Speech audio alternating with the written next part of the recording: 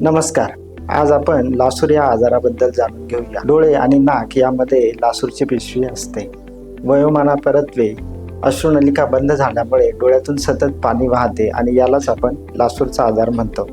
कधीकधी नाकाचे किंवा चेहऱ्याचे हाड तुटल्यामुळे अश्रुनलिकेला इजा होते आणि हा आजार उद्भवतो. अश्रुनलिका बंद झाल्यामुळे लासूरच्या पिशवीमध्ये अश्रू जमा होतात आणि त्यात जंतू संसर्ग होऊन डोळ्यातून पाणी येणे, डोळा लाल होणे, दुखणे, सुजणे, चेहऱ्यावर सूज येणे, कधीकधी नाक आणि डोळ्याच्या मध्ये गाठ तयार होणे, ती फुटणे, हे सगळे लक्षणं या आजाराची आहेत.